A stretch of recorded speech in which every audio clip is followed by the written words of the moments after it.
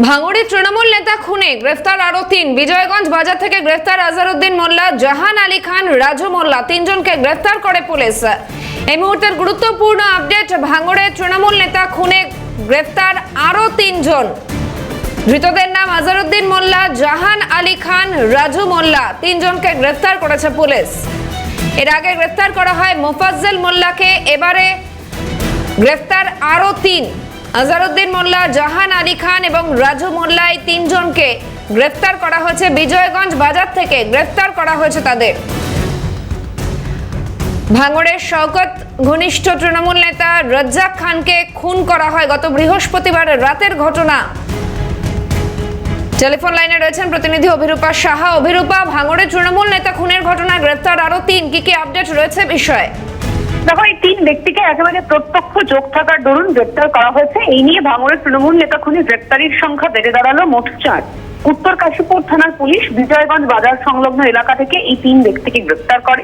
ধৃতদের রাজনৈতিক পরিচয় জানার চেষ্টা করছেন তদন্তকারী আধিকারিকরা। অন্যদিকে ধৃতদের বিরুদ্ধে একদিকে যখন খুনের ধারা দেওয়া হয়েছে, ঠিক তেমনি তার সঙ্গে সঙ্গে অস্ত্র আইনেও তাদের বিরুদ্ধে মামলা রুজু করা হয়েছে।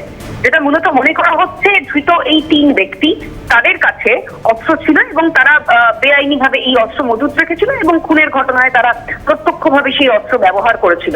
এবং এই 4 জন ছাড়া আরো বাদবাকি একাধিক ব্যক্তি এই খুনের ঘটনায় জড়িত থাকতে পারে। ফলে অভিযুক্তদের আদালতে পেশ করে নিজেদের হেফাজতে নিয়ে তদন্ত প্রক্রিয়া চালিয়ে নিয়ে যাবেন উত্তর কাশীপুর থানার পুলিশ আধিকারিকেরা।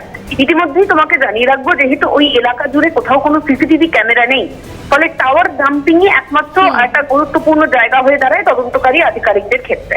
ধৃত যে ব্যক্তিকে প্রথম দিন গ্রেপ্তার করা হয়েছিল, তাকে জিজ্ঞাসাবাদ করেই এই 3 জনের খোঁজ পান তদন্তকারী আধিকারিকরা এবং ওই এলাকারই বাসিন্দা তাদের। মূলত পুরনো শত্রুতার জেরেই এই খুন বলে প্রাথমিকভাবে অনুমান করছেন তদন্তকারী আধিকারিকরা। ধৃতদের আজ আদালতে পেশ করে নিজেদের হেফাজতে নেওয়ার যে প্রসিডিউর, সেই প্রসিডিউর শুরু করেছে উত্তর কাশীপুর থানার পুলিশ আধিকারিকরা। শাহানা, অভিরূপে, একটা বিষয় যেমন জানা যাচ্ছিল যে দীর্ঘদিন ধরে গতিবিধি তারা নজরে রেখেছিল, তো এরাও কি সে কাজে নিযুক্ত ছিল? এরকম কোনো আপডেট পাওয়া যাচ্ছে? হয়েছে এমনটাই পুলিশ প্রাথমিকভাবে মনে করছেন এবং তারা প্রাথমিক তদন্তে এক প্রকার নিশ্চিত।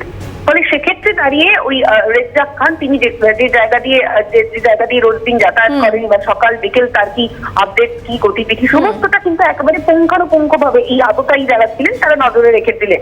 এবং সেই মর্মেই মূলত তারপরে একেবারে গোটাটাই সুপরিকল্পিত ভাবে একেবারে ব্লু প্রিন্ট তৈরি করে তাকে পিছন থেকে দাওয়া করে এসে একদম নির্জন জায়গা বেছে নিয়ে টার্গেট করে ওই এলাকায় খুন করা হয় একেবারে ফিল্মি কায়দায়। ফলে সেক্ষেত্রে দাঁড়িয়ে যেহেতু তাদের ডিরেক্ট কমপ্লিসিটি রয়েছে, একেবারে প্রত্যক্ষ যোগ রয়েছে এই খুনের ঘটনায়, এই 3 ব্যক্তিকে গ্রেপ্তার করেছেন তারা। অভিযুক্তদের হেফাজতে নিয়ে আরো একাধিক রহস্যের জাল উন্মোচন করতে চান তদন্তকারী আধিকারিকরা এবং আরো কে বা তারা জড়িত ছিল। এবং যেহেতু তাদের বিরুদ্ধে আর্মস অ্যাক্টেও মামলা রুজু করা হয়েছে, ফলে এই অস্ত্র তারা কোথা থেকে পেলেন, এই গোটা বিষয় অর্থাৎ পারিপার্শ্বিক তথ্য প্রমাণ সংগ্রহের কাজ, ধৃতদের জিজ্ঞাসাবাদ করে বাকি আরো কেউ জড়িত আছেন কিনা সেই বিষয়গুলি জানার কাজ করবেন কলকাতা পুলিশের আধিকারিকরা। শাহানা, ধন্যবাদ অভিরূপা। টেলিফোন লাইনে ছিলেন প্রতিনিধি অভিরূপা সাহা। ভাঙড়ে তৃণমূল নেতা রাজ্জাক খান খুনের ঘটনায় গ্রেফতারের সংখ্যা এবারে বেড়ে দাঁড়ালো 4। এর আগে গ্রেফতার করা হয় মোফাজ্জল মোল্লাকে, এবারে গ্রেফতার আরো 3। বিজয়গঞ্জ বাজার এলাকা থেকে গ্রেফতার করা হয়েছে তাদের।